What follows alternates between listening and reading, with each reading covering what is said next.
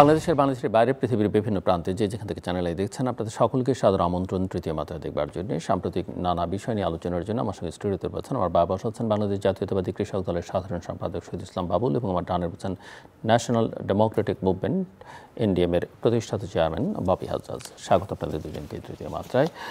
আপনাদের দুজনের কাছেই আমি একটু বুঝতে চাই যে জাতীয় ঐকমত্য প্রতিষ্ঠার যে প্রয়াস দীর্ঘদিন ধরে সেটা কতদূর এগুলো আমরা ইতিমধ্যেই জানি যে খসড়াটা রাজনৈতিক দলগুলোর কাছে পৌঁছে দেওয়া হচ্ছে। ববি হাজ্জাজ এই প্রক্রিয়ার মধ্যে নিজের সরাসরি যুক্ত ছিলেন। সো কতখানি অগ্রগতি হলো এবং কেউ কেউ বলছেন যে এই সনদ চার্টার বাস্তবায়ন হওয়ার আগে আসলে কোনো নির্বাচন নয়। তো সেই বিষয়ে আমি আপনাদের মতামতটা বুঝতে চাই যে ফেব্রুয়ারিতে নির্বাচন কতটা নিশ্চিত, অথবা যারা বলছেন যে এটা আগে বাস্তবায়নের আইনি বিষয়াদি নিশ্চিত করতে হবে তারপরে আসলে নির্বাচন। শহীদ ইসলাম বাবুল। জি, থ্যাংক ইউ আপনাকে, আমার সহালোচক দর্শক শ্রোতা সবাইকে আমার সালাম। ধরুন, পলিটিক্সে নানান ধরনের কথা নানানজন বলে, রেটরিক আছে, এর মধ্যে বাস্তব আছে, অবাস্তব আছে, বা কল্পনাপ্রসূতও আছে নানান ধরনের, বা কেউ হাইপ তোলার জন্য বলে থাকতে পারে, বা কেউ ব্যাড ইন্টেনশনেও বলে থাকতে পারে। তবে বাস্তবতা আমি যেটা মনে করছি, দেখছি দীর্ঘকালের রাজনৈতিক একজন অবজারভার হিসেবে, কর্মী হিসেবে, যে নির্বাচন নিয়ে আপাতত বাংলাদেশে আর কোনো শঙ্কা আছে এটা আমরা মনে করছি না বা দেখছি না। আর আপনি যেটা বলছেন যে ঐক্যমত্য কমিশন বা যে বিষয়গুলো ইতিমধ্যে আলোচনা হয়েছে দীর্ঘদিন ব্যাপী, আমি মনে করি এটা বাংলাদেশের ইতিহাসে একটা হিস্টোরিক্যাল ব্যাপার যে বাংলাদেশের জন্মের পরে এই ধরনের আলোচনা একটা ঐক্যমত্য কমিশনের মাধ্যমে দিনের পর দিন, ডে আফটার, মাসাধিক কাল ধরে যে এতগুলো রাজনৈতিক দল, সমস্ত রাজনৈতিক দল একসাথে বসে এত নিবিড়ভাবে, এত এনগেজড হয়ে যে আলোচনাগুলো করেছে এবং অনেক বিষয়, প্রায় 80-90% বিষয়ে ঐক্যমত্য হয়েছে। এর মধ্যে অনেক গুরুত্বপূর্ণ বিষয় আছে আমাদের দেশ এবং জাতির জন্যে। সেই বিষয়গুলো ঐক্যমত্য যেটা হয়েছে এবং এটা বাস্তবায়ন হবে, এটাই স্বাভাবিক কথা। এখন বাস্তবায়ন কীভাবে হবে, কবে হবে, সেটা নিয়ে নানান ধরনের আশঙ্কা আছে। আমি মনে করছি যে এটা বাস্তবায়নেরও বাস্তবায়ন নিয়েও কোনো শঙ্কা আছে, সেটা মনে করি না। কেন মনে করি না? দেখেন, সমস্ত জাতির সামনে কমিটমেন্ট করে সমস্ত রাজনৈতিক দল যে বিষয়গুলো ঐক্যমত্য হয়েছে, সেই বিষয়গুলো আমি মনে করি এটা একটা মরাল ইথিক্যাল বিষয়, first of all. Second thing হলো, এটা আমি মনে করি সংবিধান বলেন, আইন বলেন, যাই বলেন, সব কিছুর চাইতে এটার মূল্য এবং মর্যাদা সবচাইতে বেশি এবং ওজন বেশি। আমি মনে করি এটা যেই সরকারে আসুক, এই যে বাস্তবায়নের যে বাস্তবতা, এর থেকে সরে আসবার কোনো সুযোগ থাকবে না। যদি কেউ সরে আসতে চায়, তারা জাতীয় বিশ্বাসঘাতক হিসেবে প্রমাণিত হবে এবং জাতির সামনে অবশ্যই জবাবদিহি করতে হবে। সুতরাং যারা আশঙ্কা প্রকাশ করছেন, হ্যাঁ, আশঙ্কা প্রকাশ করতেই পারেন, কিন্তু আমি মনে করি না যে আশঙ্কা করবার কোনো কারণ। এবং তারা বলছে যে আগামী নির্বাচনটা গণপরিষদের নির্বাচন। হ্যাঁ, এটা তো পুরনো কথা। এরা কেউ কেউ প্রথমে বলছিল, মাঝখানে আবার এই জায়গা থেকে তারা সরে গিয়েছিল, বলেনি, এখন আবার বলছে। এবং এটাও মানুষ বলছে যে নির্বাচনকে প্রশ্নবিদ্ধ করবার বা নির্বাচনকে পেছানোর, আপনি যেটা বললেন, কারো কারো চেষ্টা আছে, থাকতে পারে। এখন মাঝখানে আবার গণপরিষদ বা এই দাবি ওই দাবি, ওই মেলায় যাওয়ার ওই বাচ্চা ছেলেদের দাবির মতো এক একটা করে সেই দাবি আসবে, আসতেই থাকবে। কিন্তু এই দাবির জন্য তো নির্বাচন বাধাগ্রস্ত হতে পারে। এবং এই দাবির জন্য যে ঐক্যমত কমিশন আর প্রধান উপদেষ্টা তো একসময় বলেই দিয়েছিলেন পরিষ্কার করে, যেসব বিষয়ে ঐক্যমত হবে সেই বিষয়গুলো আমরা একটা চার্টার তৈরি করে আমরা একটা সনদ হিসেবে সকলের স্বাক্ষর নিব, এটা উনি বলেছিলেন। এবং যে বিষয়গুলো বাকি থাকবে সেগুলো আমরা পরবর্তী সময়ের কাছে ছেড়ে দেবো, সময়ের জন্য। তো সেভাবেই আগাচ্ছে বলে আমরা মনে করছি। মিস্টার ববি হাজ্জাজ। আপনাকে অসংখ্য ধন্যবাদ জিল্লু ভাই, একই সাথে আমার সহালোচক সহ সকল শ্রোতাকে সালাম এবং শুভেচ্ছা। হ্যাঁ, জুলাই জাতীয় সনদ ইতিমধ্যে আমাদের সবাইকে আপনার ফুল খসড়াটা পাঠানো হয়েছে এবং আমি জাস্ট একটা বোঝার জন্য, ক্লারিফিকেশনের জন্য, খসড়ায় দেখা যাচ্ছে যে কোথাও কোথাও আপনারা যেগুলো নোট অফ ডিসেন্ট দিয়েছেন সেগুলো উল্লেখ করা আছে। আবার আমরা দেখলাম যে 35টি রাজনৈতিক দলের সঙ্গে আলোচনা হয়েছে, আলোচনার ভিত্তিতে। কিন্তু অনেক জায়গায় দেখা যাচ্ছে নোট অফ ডিসেন্টের কথা নেই। যেমন ধরেন যে 28টি দল ও জোট একমত, কোথাও দেখা যাচ্ছে 29টি দল ও জোট একমত, কোথাও দেখা যাচ্ছে 33টি দল ও জোট একমত। মানে কি আসলে এটা কি সবার ঐকমত হিসেবে বিবেচনা করা হচ্ছে নাকি না? মানে এখানে যে ঘটনাটা হয়তো ঘটেছে যে প্রথমে 6টা কমিশনের রিপোর্টগুলো রাজনৈতিক দলদেরকে দেয়া হয়েছে। তারা ওটা নিয়ে এককভাবে ঐক্যমত কমিশনের সাথে বসেছে এবং ওখানে আলোচনা হয়েছে কোনগুলো মীমাংসিত, মানে কোনগুলোতে মোটামুটি এগ্রিমেন্ট হয়ে গেছে। তো ওগুলোতে যতগুলো দল ইনক্লুডেড ছিল, এরপরে যখন আলোচনায় বসে তখন আরও নতুন কিছু দল জোট এর ভেতরে ইনক্লুশন হয়। সো ওই অরিজিনাল আলোচনা ওরা ছিল না, কিন্তু ওই জিনিসগুলো সবাই, মানে বাকি কেউ আর প্রশ্ন তোলেনি। সো মানে যেমন মনে করেন আপনি যতগুলো আর্টিকেলস দেখবেন আর কি এই জাতীয় সনদে মানে জুলাই সনদে যতগুলো আর্টিকেলস দেখবেন এর মধ্যে অনেকগুলো আর্টিকেলই মানে বেশিরভাগ মেজরিটি আর্টিকেলই গত 2 মাসের ডিসকাশনে উঠেনি কেন? কারণ ওই যে লিখিত আকারে যখন দেওয়া হয়েছিল তখন আমরা সবাই মোটামুটি সবাই এটা তো ঐক্যমত পোষণ মোটামুটি না মানে সবাই ঐক্যমত পোষণ করে দিয়েছিলাম, সো ওটার উত্থাপনই হয়নি। কিন্তু ওই সময় যতগুলো দলের সাথে আলোচনা হয়েছিল পরে ঐক্যমত কমিশন যখন বসা শুরু করে তখন সংখ্যা বাড়ে। সো ওই সংখ্যাগুলো হিসেবে কোথাও 33 কোথাও 35, কারণ প্রথমে আমি একটু অবাক হয়ে গেছিলাম যে মানে একটা 28 একটা 27 একটা 29 একটা 35। এখন বুঝতে চাচ্ছি তার মানে দাঁড়াচ্ছে যে এই জায়গায় যেখানে নোট অফ ডিসেন্টের কথা নেই সেখানে আসলে কোনো রাজনৈতিক দলের কোনো ভিন্নমত নেই, কোনো ভিন্নমত নাই, সেটা সংখ্যা 35 হোক আর 34 হোক আর 29 হোক, মানে ওই স্টেজে মাত্র 28টা দলের সাথেই আলোচনা চলছিল কিন্তু 35টা দলের মধ্যে পরে তো আর এই বিষয়গুলো আলোচনায় আসেনি, পরে আলোচনায় আসেনি। তবে আমার মনে হয় প্রসেসটা কি করেছে এটা আমি আপনাকে পরিষ্কার করতে পারবো না, হয়তো তাদেরকেও লিখিত আকারে পরে দেয়া হয়েছে, তারাও ঐক্যমত পোষণ করেছে, বা হতে পারে যে এটা মানে কোনো জায়গায় আবার দেখছি যে 33টা দল একমত। জি, ওগুলো হলো পরে যেগুলো আপনি 33-35 দেখবেন সেগুলো হলো ওই যে আলোচনায় নতুন কিছু অন্তর্ভুক্তি হয়েছে। প্রথম পর্যায়ে 28-29 মতো ছিল। ঠিক আছে, কন্টিনিউ করুন। জি, এনিওয়ে জুলাই খসড়াটা দেখেন লম্বা একটা খসড়া, শেষে 28 পাতার একটা খসড়া, এবং এই 28 পাতার খসড়ার অনেক কিছু ওই যে স্পেশালি যেগুলোতে আপনি দেখছেন নোট অফ ডিসেন্ট এগুলো সব কিন্তু গত 2 মাস আলোচিত। গত 2 মাস আলোচনার ভেতরে আমরা পরিষ্কার দেখেছি যে রাজনৈতিক দলের নেতৃবৃন্দ অনেকেরই বুঝতে মানে এই ইস্যুগুলোর ডেপথে বুঝতে অনেক মুশকিল হয়েছে, মানে ওনাদেরও বেগ পেতে হয়েছে। মনে করেন বাজেট বিল, ফাইন্যান্স বিল, এইটার ভেতরে ডিফারেন্সগুলো অনেকের বুঝতে একটু অসুবিধা হয়েছে। সো এগুলো আসলে কমপ্লিকেটেড ইস্যু, মানে আমি তাদেরকে ছোট করছি, আমি জাস্ট বলছি ইস্যুগুলো কমপ্লিকেটেড। সো অন্য দল কিছু দল যদি এর ভিতরে হঠাৎ করে বলে যে এখানে একটা গণভোট হওয়া উচিত, তাহলে এই যে এই কমপ্লিকেটেড ইস্যু আপনি আসলে জনগণের কাছে ডিরেক্ট এভাবে নেওয়াটা খুব মুশকিল। আর গণপরিষদ তো আসলে এই যে মানে কনস্টিটিউয়েন্ট অ্যাসেম্বলি এটার কোনো প্রশ্নই ওঠে না, বিকজ এখন দেশের যেটা দরকার সেটা হলো নির্বাচন। এবং ওই জায়গা থেকে আমি বলবো যে এই 28 পাতায় কিন্তু ঐক্যমত হয়ে গেছে, মানে আপনি দেখছেন যেই জায়গাগুলোতে, এবং বেশিরভাগ জায়গায় যেখানে নোট অফ ডিসেন্টও দেওয়া আছে, অনেক জায়গায় আমার দলের নাম আছে, এনডিএম আছে, নোট অফ ডিসেন্ট দিয়েছে, অনেক জায়গায় আছে আপনার বিএনপি আর এনডিএম আর আরো দুই একটা দল note of dissent. Most of the cases BNP এবং এনডিএম কাছাকাছি, একই প্রায় মোটামুটি। জি জি, কয়েকটা জায়গায় আছে হয়তো কিছু বামপন্থী দল দিয়েছে, কয়েকটা জায়গায় আছে কিছু ইসলামপন্থী দল কিছু নোট অফ ডিসেন্ট দিয়েছে। তো নোট অফ ডিসেন্টের পয়েন্টটাও হলো যে পুরো আর্টিকেলটাতে দ্বিমত পোষণ করছে না, আর্টিকেলের ভেতরে কোনো অংশে দ্বিমত পোষণ করছে। যেমন মনে করেন একটা এক্সাম্পল স্বরূপ বলছি, উচ্চকক্ষ আমরা সবাই একমত পোষণ করেছি। উচ্চকক্ষ কিভাবে হবে এখানে এক একটা দল দ্বিমত পোষণ করছে, যেমন বিএনপিও দ্বিমত পোষণ করেছে, আমরাও দ্বিমত পোষণ করেছি। আমাদের দ্বিমত পোষণের মূল ভিত্তি ছিল হলো যে আমরা সেপারেট ব্যালটে চেয়েছি, এখানে সেম ব্যালটে আছে, সো আমরা দ্বিমত পোষণ করছি। আমরা কেন দ্বিমত পোষণ করেছি এটা আর ওখানে লেখা নেই, এবং অলরেডি 28 পাতা হয়ে গেছে, এটা লিখতে গেলে আরো বেশি লম্বা হয়ে যাবে।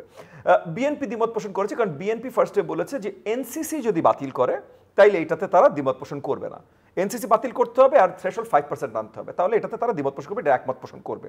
কিন্তু অন্য সবাই আবার এনসিসি বাতিল করে নাই, সো ওই কন্টিনজেন্ট অন দ্যাট বিএনপির দ্বিমত। সো সবার কিন্তু দ্বিমতের জায়গাগুলো আবার ভিন্ন ভিন্ন, মানে ভিন্ন ভিন্ন কারণের দ্বিমত। এনিওয়ে বড় দাগে তাহলে এগুলো সবকিছু এগ্রিড পরে সবাই মিলে এগ্রি করেছে। তো সবাই মিলে যদি এগ্রি করে ফেলেছে, এবং এই সনদের ভেতরেই আপনি শেষ পাতায় দেখবেন যে এটাকে আইনি আপনার একটা কাঠামোতে অন্তর্ভুক্ত করতে হবে নির্বাচনের আগে, সেটা আমরা মেনে নিচ্ছি যদি তারা অর্ডিন্যান্সের মাধ্যমে করে। আমার পার্সোনাল একটা পয়েন্ট ছিল যে অর্ডিন্যান্স করলে সেই অর্ডিন্যান্সটা পার্লামেন্টে রাটিফাইড হতে হবে, আর পার্লামেন্টে রাটিফাইড হবে এটা নিয়ে কোনো ডাউট আমরা করি না, কারণ প্রত্যেকটা দল তারা এই সনদ মেনে এটাতে সিগনেচারি হবে, প্রত্যেকটা দল, মানে আমার দলও হবে, ভাইয়ের দলও হবে, যারা অন্য কিছুতে দ্বিমত পোষণ করেছে, এনসিপি হোক, জামাত হোক, ইসলামী আন্দোলন, সবাই হবে। সো যেই পার্লামেন্টে সরকার গঠন করুক না কেন তারই দায়িত্ব থাকবে এটাকে বাস্তবায়ন করা। তাহলে সে যদি এই সনদটা সিগনেটারি হচ্ছে তাহলে তাকে সেই সম্মানটা আমরা দিই যে সে পার্লামেন্টে যেই করুক, ঠিক আছে। যদি একে অপরের প্রতি আমাদের বিশ্বাসের একটু কমতি থাকে, ঠিক আছে, অর্ডিন্যান্স হয়ে গেল, যাক। তাহলে মানে আপনারা যদি বলেন যে এতগুলো আইন নতুন করে করার থেকে অর্ডিন্যান্সে সবগুলো পাস করে নেন, যে তারপর আপনি রাটিফাই করবেন, হ্যাঁ, সেটা আমরা মানতে রাজি আছি। তবে কিছু জিনিস আছে যেটা একদম কোর কনস্টিটিউশনে হাত দেয়, এইটা অর্ডিন্যান্স করে আদৌ করা যাবে কিনা, এটা মানে এগেন আমি আইনজীবী না, তবে যতজন বিজ্ঞ আইনজীবীদের সাথে আমি কথা বলেছি কেউই আমাকে পরিষ্কার উত্তর দিতে পারেন না যেটা করা যাবে। সো আমার মনে হয় এখানে যদি এগেন সরকারের পক্ষ থেকে কোনো ডাউট থাকে, অ্যাপেলেট ডিভিশন তো এখন আছে, কারণ এই সরকার কিন্তু অ্যাপেলেট ডিভিশনের রায়ের ভিত্তিতে এই সরকারের বৈধতা। সো তাহলে অ্যাপেলেট ডিভিশনের কাছে আরেকবার রায় নিতে পারে অর্ডিন্যান্স কিভাবে করা যাবে। তবে আমার মনে হয় কনস্টিটিউশনাল ইস্যুগুলো ঘোলাটে না করে অপারেশনাল যে ইস্যুগুলো আছে সেগুলোকে অর্ডিন্যান্স আকারে তারা যদি বাস্তবায়ন করতে চায় বাস্তবায়ন করে আমরা নির্বাচনে যেতে পারি। বাট এমন কোনো কিছু করা উচিত না বা করা যাবে না যেটাতে নির্বাচনের সময় নিয়ে আবার কোনো ধরনের আপনার সেটা কালক্ষেপণ হতে পারে, নির্বাচনের সময় নিয়ে কোনো ধরনের প্রশ্ন উঠতে পারে, এমন কিছু করা যাবে না, এটা আমি মনে করি। সো এই যে এক ধরনের বক্তব্য কারো কারো পক্ষ থেকে আসছে যে এগুলো এই সনদে তারা স্বাক্ষর করবেন না, এগুলোর আইনি ভিত্তি আগে নিশ্চিত করতে হবে, আপনার কাছে কি মনে হয় তারা কি সেই অবস্থানে থাকবে? আমি একটা মানে একটু ভিন্ন আঙ্গিকে তাহলে আলোচনাটা নিয়ে যাই। বিকজ যে দু তিনটা দল এই ধরনের কথাবার্তা বলছে, আমি মনে করি যে তারা নির্বাচনী ট্যাকটিক্স হিসেবে এই কথাগুলো বলছে। আমি মনে করি, এবং গত 2-1 দিনে বোধহয় কালের কণ্ঠে একটা বড়ভাবে এটার খবরও এসছে একটা, যে তারা, এবং যেটা মানে আমরা আগে থেকে আর কি মোটামুটি আর কি আমাদের আন্দাজ ছিল বা আমরা জানতাম এই ধরনের ঘটনা চলছে, এটা জাস্ট মাত্র নিউজে আসছে, যে এই দলগুলো বিএনপি বা যুগপৎ আন্দোলন, তো যুগপৎ আন্দোলনের নেতৃত্ব যেহেতু বিএনপি দিচ্ছে, সেই হিসেবে বিএনপির সাথে একটা আলোচনায় আছে যে তারা কতখানি নির্বাচনে ছাড় পেতে পারে। তো এই নির্বাচনী ছাড় মানে কোয়ালিশনে আসুক বা কোয়ালিশনের বাইরে থাকুক, এই নির্বাচনী ছাড়ের আলোচনা বা একটা চাপ সৃষ্টি করা, স্পেশালি যখন আওয়ামী লীগ নেই, জাতীয় পার্টিও নেই, মানে জাতীয় পার্টি থাকলেও নেই, ইটস দ্য সেম। সো তাহলে এই যে জামাত, বাংলাদেশ জামাত ইসলাম এবং জাতীয় নাগরিক পার্টি, এই দুটো দল তারা চিন্তা করছেন যে তারা এখন একটা চাপ প্রয়োগ করতেই পারে যে তারা যদি খেলায় না আসেন তাহলে খেলায় বৈধতা নাও আসতে পারে, এবং সেই ভয়টা দেখিয়ে বা সেটা একটা নেগোশিয়েটিং ট্যাকটিক হিসেবে ব্যবহার করে তারা নিজেদের জায়গা আরও কত শক্ত করতে পারেন।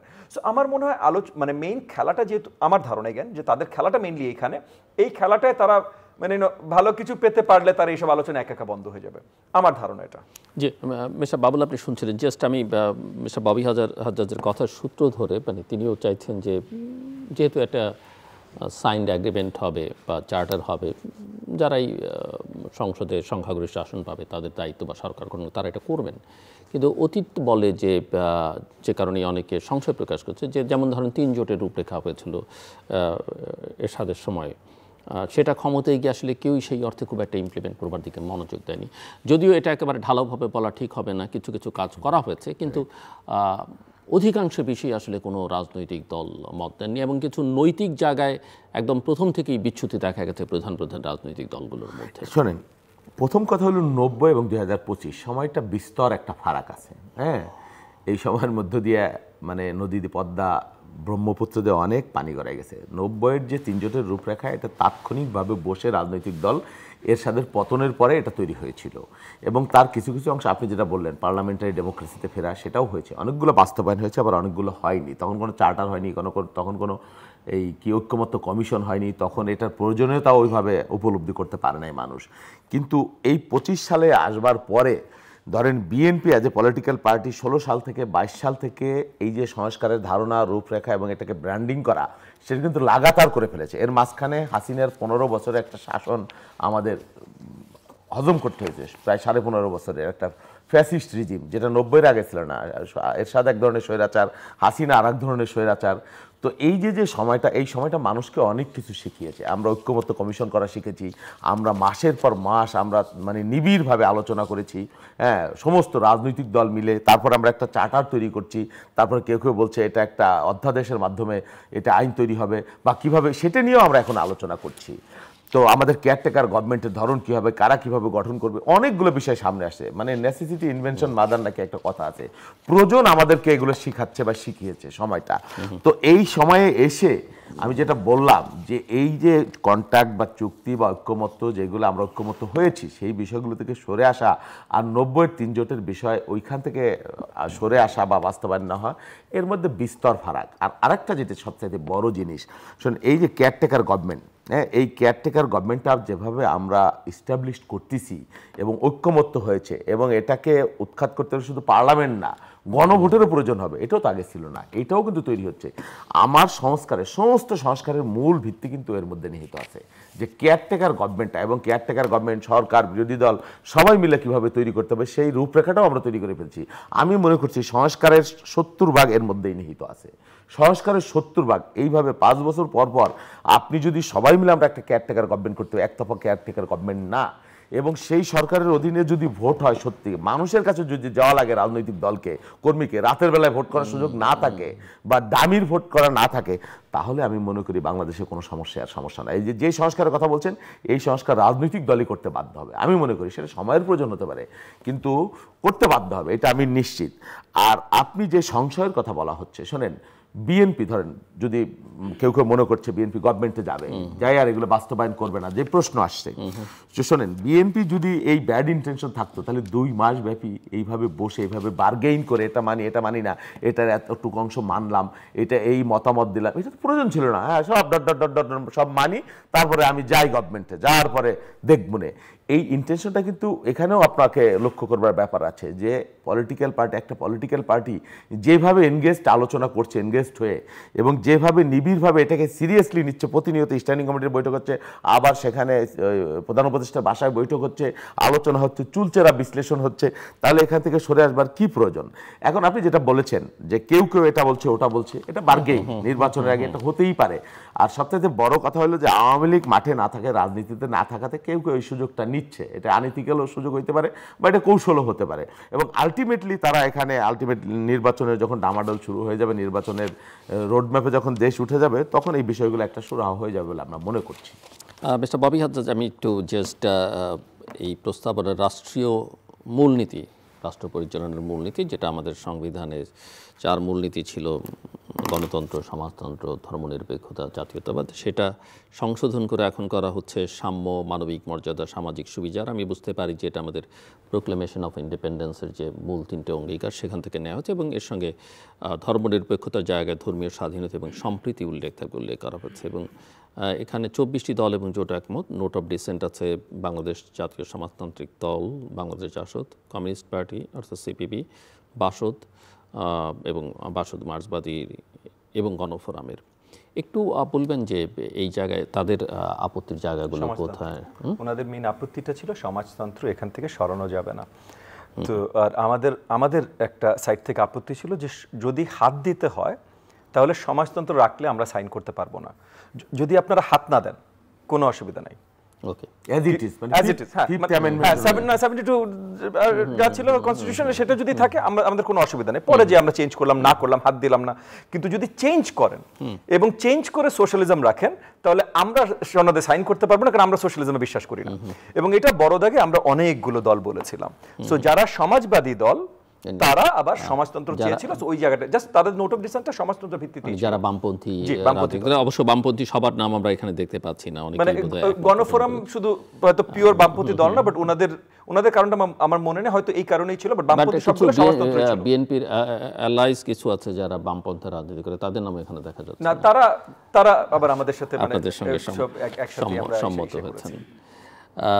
রাষ্ট্রপতির ক্ষমতা এবং দায়িত্বের জায়গায় যেটা দেখা যাচ্ছে যে রাষ্ট্রপতি কাকে কাকে নিয়োগ দিতে পারবেন, যদি আমরা এখনও মানবাধিকার কমিশন, তথ্য কমিশন, প্রেস কাউন্সিল, এগুলো আইন কমিশন, এগুলো খুব একটা গুরুত্বপূর্ণ বা প্রভাব বাংলাদেশের সমাজে রাষ্ট্র রাখতে পারছে বলে মনে হয় না, যদি না এগুলোর কাঠামোগত এবং ক্ষমতার দিক থেকে কোনো পরিবর্তন আসে। তবে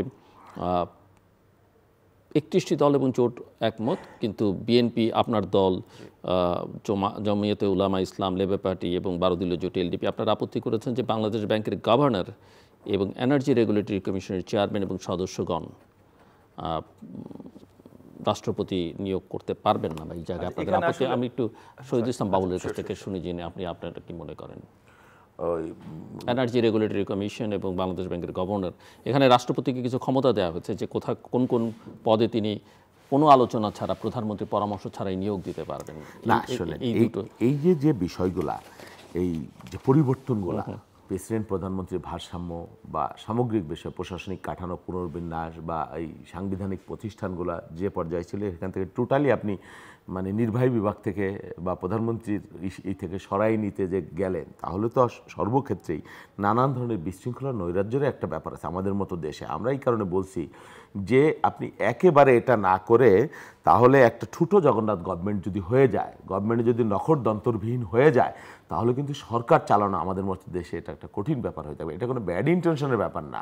আপনি একটা বাক্যে সব নখর দন্তর, কেউ কেউ এটাকে দুষ্টামি করে বলছে যে প্রয়োজনে বিরোধী দল থেকে প্রধানমন্ত্রী নিয়োগ করা যায় কিনা, এই বিষয়ে ভাববার প্রয়োজন আছে। তো বিষয়টা একেবারে একবারই যদি আপনি ওইখানে চলে যান, তাহলে গভর্নমেন্টের হাতে যদি নির্বাহী ক্ষমতা কর্তৃত্ব একেবারে খর্ব করে দেন, তাহলে নানান ধরনের বিশৃঙ্খলা তৈরি হতে পারে, এই আশঙ্কা থেকে করা হচ্ছে আর কি। মিস্টার ববি হাজ্জাজ, আমাদের কয়েকটা জিনিস ছিল, এটা আরেকটু বড় দাগে আসলে মানে বাংলাদেশ ব্যাংকের গভর্নর এবং এনার্জি রেগুলেটরি কমিশন তো এত গুরুত্বপূর্ণ, মানে নিঃসন্দেহে গুরুত্বপূর্ণ, কিন্তু এখানে পলিটিক্যাল ইস্যুস খুব কম আছে। কেন আপনারা আপনার প্রেসিডেন্টের ক্ষমতা যখন আলোচনা আসে তখন বড় দাগে আমাদের সাইড থেকে কয়েকটা নোট অফ ডিসেন্ট ছিল। একটা হলো এনসিসি ভিত্তিক নোট অফ ডিসেন্ট, একটা হলো প্রেসিডেন্টের হাতে যত বড় বেশি ক্ষমতা থাকবে তত বড় ইলেক্টোরেট মাধ্যমে প্রেসিডেন্ট ইলেক্টেড হতে হবে, যেটা এখানে আমাদের যে মানে যেই জায়গাটায় আমরা ফুললি এগ্রি করি না, জাস্ট আপার হাউস আর লোয়ার হাউসের থেকেই। সো এখন শুধু পার্লামেন্ট আছে, তখন পার্লামেন্টের দুই হাউসই থাকবে, সো এর থেকে বড় ইলেক্টোরেট হবে না, এটা যেমন এসছে। এবং একই সাথে অপারেশনাল কিছু আপনার যেগুলো আর কি যেহেতু ক্যাবিনেট মানে এক্সিকিউটিভ প্রধানমন্ত্রীর হাতে, সো অপারেশনাল কিছু আপনার দায়িত্বর জায়গায় প্রধানমন্ত্রীর কিছু ক্ষমতা থাকা উচিত বলে আমরা মনে করি। এবং লাস্ট না, কিন্তু তার তো অনেক ক্ষমতা থাকছে কিছু জায়গায়। অপারেশনাল যেমন মনে করেন চিফ জাস্টিস, এটা তার হতে পারে না। এবং আমরা এটাও আলোচনা এনেছিলাম, কারণ এখানে অনেকগুলো মানে অম্বুডসম্যান থেকে শুরু করে অনেকগুলো আপনার কনস্টিটিউশনাল বডি আছে যেগুলোর ফুল বিবরণী এখানে আনা হয়েছে। আমরা এটা শক্তভাবেই বলেছিলাম যে এই সব কিছুর ফুল জাস্ট প্রিন্সিপালগুলো আমরা কনস্টিটিউশন রাখতে পারি, ফুল কাঠামোগত বিবরণী এই মনে করেন এই অম্বুডসম্যান, দুদক যা বলেন সব দুদক গঠন, জুডিশিয়ারি, এই বিষয়গুলো একমত হয়ে গেছে। জুডিশিয়ারি থাকতেই হবে, জুডিশিয়ারি থাকতে হবে, কতগুলো আছে থাকতে হবে, নির্বাচন কমিশন থাকতে হবে, বাট নির্বাচন কমিশন, জুডিশিয়ারি এরকম দুই একটা বাদে অন্যগুলোর ফুড কাঠামোগত স্ট্রাকচার আপনার কনস্টিটিউশনের কোনো প্রয়োজন আছে কিনা এটা নিয়ে আমরা বারবার প্রশ্ন তুলেছিলাম। সো এই কয়েকটা কারণ ছিল যেখান থেকে আমাদের দলের নোট অফ ডিসেন্টগুলো এসছে আপনার মানে রাষ্ট্রপতির ক্ষমতার ভিত্তি। আরেকটা প্রশ্ন, এই আলোচনাটা আমরা অনেক দিন ধরে এই টেবিলে এবং বিভিন্ন জায়গায় হচ্ছে, এবং এই প্র্যাকটিসটা অনেক দেশেই আছে যে প্রধানমন্ত্রী বা সরকার প্রধান একই সঙ্গে দলের প্রধান, একই সঙ্গে সংসদ নেতা, এটা থাকে। এটা অনেক সময় দলের জন্য ক্ষতিকর হয়, অনেক সময় সরকারের জন্য ক্ষতিকর, কারণ যিনি প্রধানমন্ত্রী তিনি আবার দলের দিকে মনোযোগ দিতে হচ্ছে, সংসদ নিয়ে তাকে ব্যস্ত থাকতে হয়। সো এই জায়গায় এখানে প্রস্তাব একটা রাখা হচ্ছিল যে প্রধানমন্ত্রী একাধিক পদে থাকার বিধান, একই সঙ্গে দলীয় প্রধানের পদে অধিষ্ঠিত থাকবেন না, এরূপ বিধান সংবিধানে যুক্ত করা হবে, যদিও সংসদ নেতার প্রসঙ্গটি এখানে নেই। বিএনপি, এনডিএম, 12 দলীয় জোট এবং জাতীয়তাবাদী সমমনা জোট এখানে আপত্তি জানিয়েছে। কেন এই আপত্তি? মানে একজন কি সব জায়গায় থাকতে হবে? না, থাকবেই এরকম তো কোনো কথা নাই যে বিএনপি যদি সরকার গঠন করে দলীয় প্রধানকেই প্রধানমন্ত্রী বানাবে, যেহেতু আমরা আমাদের পলিটিক্যাল কালচার বা আমাদের মাইন্ডসেটের মধ্যে সব ঠিক আছে। আমি যেটা এটা কেন সমস্যা? আচ্ছা ঠিক আছে, সমস্যা কেন আমি সেটা বলছি। আপনি যদি আইন করে এটা করেন, এটা কিন্তু আপনার এটা মানে কি বলে অগণতান্ত্রিক একটা কথা হয়ে যাবে। দলের নেতারা, যেই দলের সরকার সেই দলের নেতারা যদি মনে করে তার দলের চেয়ারম্যানকে তারা প্রধানমন্ত্রী বানাবে, হ্যাঁ, বা সংসদ সদস্যরা যদি মনে করে তার দলের চেয়ারম্যানকে তারা প্রধানমন্ত্রী বানাবে, সেখানে আপনি আইন করে সেটা রহিত করবেন, এটাও তো একটা মানে বঞ্চনা বা গণতান্ত্রিক রীতির প্রতি অশ্রদ্ধা বলে আমরা মনে করছি। আর আমাদের দেশে এখন ওই ধরনের কালচার বা প্র্যাকটিস, আপনি অনেকগুলো বিষয়ে সংস্কার করেছেন, যেমন 2 টার্মের বেশি প্রধানমন্ত্রী হতে পারে, এটা তো সহজ কোনো ব্যাপার না। বিএনপির মতো জায়গা থেকে বিএনপি তো সেটা অন করেছে, 2 টার্ম এখন 10 বছর, 10 বছর যে কোনো পরিস্থিতিতে। তো বিএনপি তো সেটাও কিন্তু মেনে নিয়েছে। হ্যাঁ, আপনি 70 অনুচ্ছেদ ওপেন করে দিয়েছেন, মোরঅল 75%, 80% শুধুমাত্র 2টা ইস্যু ছাড়া, এই অর্থ বিল আর হাবট না, এইটা বাদ, হ্যাঁ, অনাস্থা প্রস্তাব, এই 2টা বাদে আপনি ওপেন করে দিয়েছেন। অনেকগুলো বিষয় তো ওপেন করে দিচ্ছেন, সেটা সময়ের সাথে সাথে গণতন্ত্রের প্র্যাকটিসের সাথে সাথে একদিন হতেও পারে। আর বিএনপি নিজেরাও তো সিদ্ধান্ত নিতে পারে যে আমার দলের প্রধানমন্ত্রী কে হবে, বা যিনি প্রধানমন্ত্রী হবে তিনিও তো সেটা করতে পারেন, কিন্তু আপনি সেটা চাপিয়ে দিবেন বা একেবারে আইন করে দিবেন, সেই প্র্যাকটিস আমাদের দলের মধ্যেও বিশৃঙ্খলার একটা ব্যাপার থাকে, সরকারের মধ্যেও বিশৃঙ্খলার ব্যাপার থাকে। আর সবথেকে বড় কথা, আমাদের পাশে আমার এখানে একটা আনস্টেবিলিটি সবসময় ছিল, আছে, পাশে একটা ভারত রাষ্ট্র রয়েছে, সেই বাস্তবতাও তো আপনাকে বিবেচনা করতে হবে যে আপনি দপ্তর পরিচালনায়, সরকার পরিচালনায় আপনাকে কিভাবে পরিচালনা করবেন, কি করবেন, সেই বিষয়গুলো আপনাকে মাথায় রাখতে হবে। সেই জন্য আমরা মনে করছি এই সময়ে এই বাস্তবতার আছে বলে আমরা মনে করছি না এটাকে আইন করে রহিত করবার মতো ব্যাপার। ববি হাজ্জাজ, দেখেন আমরা দুটো জিনিস, একটা হলো এখানে তিনটা জিনিস উঠিয়ে আনা হয়েছে, প্রধানমন্ত্রী, সংসদ নেতা এবং আপনার দলের নেতা। প্রধানমন্ত্রী, সংসদ নেতার পার্থক্য কি এটা পরিষ্কার করা নাই, এবং আমাদের পার্লামেন্টে প্রধানমন্ত্রী এবং সংসদ নেতার কোনো ক্লিয়ার ডেফিনিশন আপনার ডিফারেন্সিয়েশন নাই। সো সেই জায়গা থেকে এটা কিভাবে আসলো দুটো নাম, এটার একটা প্রশ্ন তো আছেই।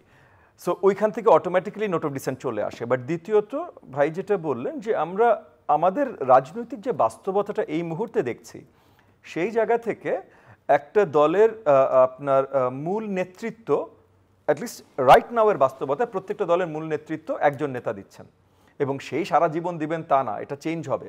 বাট এই মুহূর্তে এইটাকে প্রশ্নবিদ্ধ করে আমরা আসলে সঠিকভাবে একটা সংসদ পরিচালনা করতে পারবো, এটা সঠিক বলে আমরা মনে করি না। সো এই দুটো জায়গা থেকে আমাদের নোট অফ ডিসেন্টটা এসছে। আরেকটা প্রসঙ্গ, ওই যে বাছাই কমিটি যে 5 জনকে, মানে ওই যে তত্ত্বাবধায়ক সরকারের কারা থাকবেন, সেখানে দেখা যাচ্ছে একটা পর্যায়ে গিয়ে যখন স্পিকার সবার নাম জনসমক্ষে প্রকাশ করবেন, তখন সরকারি দলের 5 জন থেকে প্রধান বিরোধী দল একজনকে বেছে নেবে, প্রধান বিরোধী দলের 5 জন থেকে সরকারি দল একজনকে বেছে নেবে, দ্বিতীয় বৃহত্তম দলের যে 2 জন নাম প্রস্তাব করা হবে, সেখান থেকে দেখা যাচ্ছে যে সরকারি দলও একজনকে বেছে নেবে, প্রধান বিরোধী দল একজনকে বেছে নেবে। তাহলে এখানে কি ভারসাম্যটা থাকলো নাকি দ্বিতীয় বৃহত্তম দলকে বেশি গুরুত্ব দেওয়া হলো, এবং এরকম জায়গায় দ্বিতীয় বৃহত্তম দলকে হতে পারে, মানে আমি জানি না এটা আলোচনার মধ্যে সেখানে আমার কাছে একটা কনফিউশন মেবি। এটা এই কারণেই আমরা আলোচনা করার সময় আমাদের দলের পক্ষ থেকে যে পয়েন্টটা আমরা তুলেছিলাম, যে কিছু জিনিস আমাদের তখন যারা এটার দায়িত্বে থাকবেন তাদের বিশ্লেষণে বেস্ট ডিসিশন কি হয় এটার জন্য, এটা নির্ণয় করবার জন্য কিছু তাদেরকে ছাড় দিতে হবে। জাস্ট একটা জিনিস বড় দাগে আমরা দেখতে চাইনি, সেটা হলো জুডিশিয়ারিকে ইনক্লুড করা। কারণ এর আগের কেয়ারটেকার সরকারগুলোতে জুডিশিয়ারিকে জোর করে টেনে নিয়ে আসার জন্য আমরা দেখেছি যে জুডিশিয়াল একটা পলিটিসাইজেশনের একটা প্রসেস শুরু হয়ে গেছিল, যার জন্য গত 10-15 বছর আমরা দেখেছি হাইকোর্টের কোর্ট পুরো সিস্টেমটা করাপ্ট হয়ে গেছিল, অ্যাটলিস্ট পলিটিসাইজেশনের মাধ্যমে যতখানি করাপশন হয়। এটা বাদে আমরা চেয়েছিলাম যে এখানে এগেন সময়ের ভিত্তিতে, আজকে যেটা প্রয়োজন 5 বছর পর ভিন্ন জিনিস প্রয়োজন হবে। সো 5 বছর পরও কাঠামো এত স্ট্রিক্ট হলে তখন আরো মুশকিল হবে। সো কিছু দূর তখনকার জাজমেন্টের জন্য রাখা, এটা আমরা চেয়েছিলাম।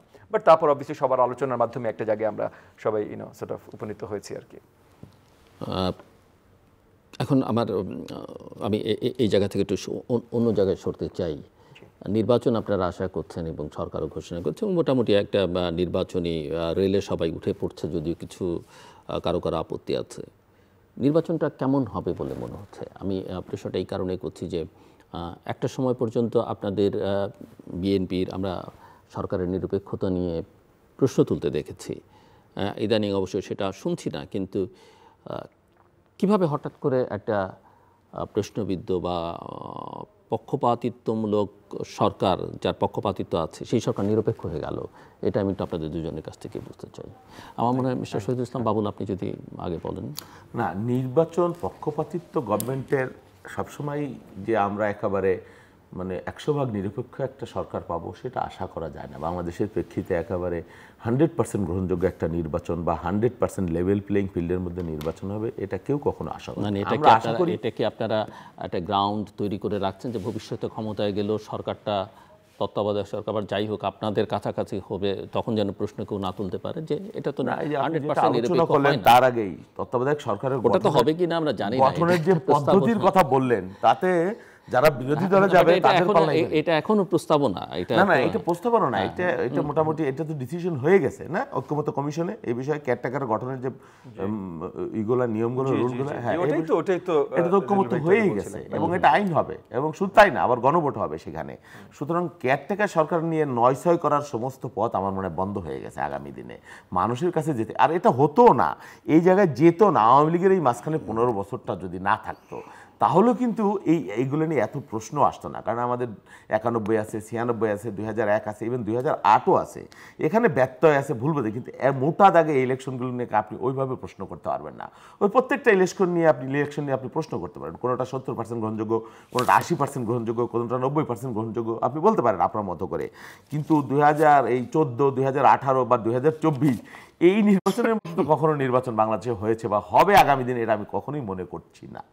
তো যেটা আগামী দিনে আপনি যেটা সরকারের লেভেল প্লেইং ফিল্ডের কথা বলছেন, অবশ্যই সরকারের মধ্যে নানান ধরনের ভুল, ব্যত্যয়, পক্ষপাতিত্ব আমরা দেখছি, বিগত দিন যাবত দেখেছে। তাদের মাঠ প্রশাসন তারা যেভাবে সাজিয়েছে, প্রশ্ন আছে যেখানে জামাত, এনসিপি তারা বাছাই করে কর্তৃত্ব করে নিজেদের মতো করে প্রশাসন তারা সাজিয়েছে।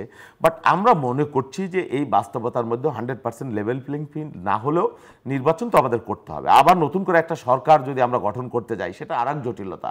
সেই কনটেস্টে আমরা বলেছি যে ঠিক আছে, এই বাস্তবতায় নির্বাচন হওয়ার প্রয়োজন। সবচেয়ে বেশি মানে একটা সংকটাপন্ন অবস্থার মধ্যে আমরা, বিশৃঙ্খলার মধ্যে, সামাজিক বিশৃঙ্খলা, রাজনৈতিক বিশৃঙ্খলা, আবার আধিপত্যবাদী শক্তি, তারপর এখানে নানান ধরনের অর্থনৈতিক একটা সংকট তৈরি হয়ে গেছে। এটা এই সরকার বেশি দিন থাকলে সংকট আরও বাড়বে। সেই বাস্তবতায় আমরা বলেছি যে নির্বাচন যে কোনো সময় প্রয়োজন। আর সরকারের যেহেতু সরাসরি কোনো রাজনৈতিক দল নাই, আমরা 100% লেভেল প্লেইং ফিল্ড পাবো না।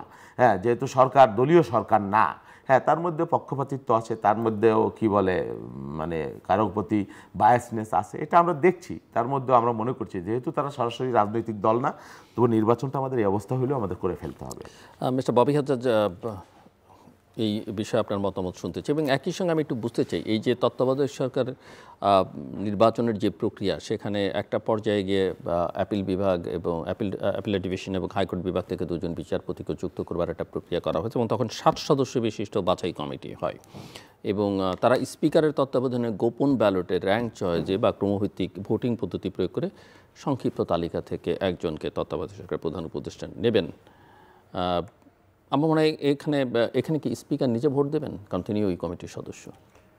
আমি এক্স্যাক্টলি ক্লিয়ার না। আই থিংক সো, বাট আমার আবার একটু চেক করতে হবে। এখানে যেহেতু 7 জন আছে, স্পিকার যদি না, আমি বলছি স্পিকার যদি ভোট দেয়, ভোট দিতে পারেন, তাহলে আমার মনে হয় যে এটা সমান সমান হবার কোনো সুযোগ নেই, কারণ মানে বেজোর থাকতে হবে। হ্যাঁ, ওটার হিসাবটা বেজোর থাকতে হবে। কিন্তু 12 নম্বরে গিয়ে লেখা হচ্ছে যে উপযুক্ত পদ্ধতিসমূহের মাধ্যমেও যদি তত্ত্বাবধায়ক সরকারের প্রধান উপদেষ্টা বেছে নেওয়া সম্ভব না হয়, তাহলে সংবিধানের ত্রয়োদশ সংশোধনী অনুসরণ করতে হবে।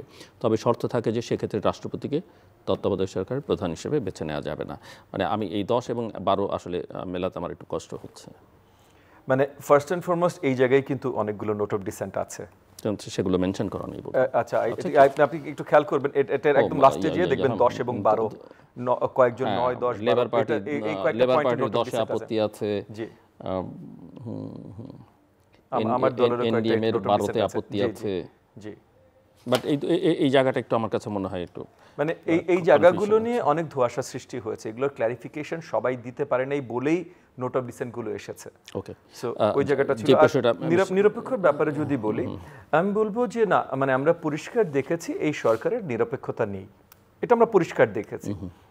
কিন্তু ভাইও যে কথাটা বললেন যে এখন গুরুত্বপূর্ণ আসলে দেশকে নির্বাচনের মুখে নিয়ে যাওয়া, এবং এই সরকার কতখানি এফেক্টিভলি আপনার বা কত এফিশিয়েন্টলি তাদের পৃষ্ঠপোষকতার যে রাজনৈতিক দলটি আছে কতখানি সহযোগিতা করতে পারে, সেটাও আমরা দেখেছি। এবং সেটা ফেয়ার, এটা সত্যি না, এটা ফেয়ার না।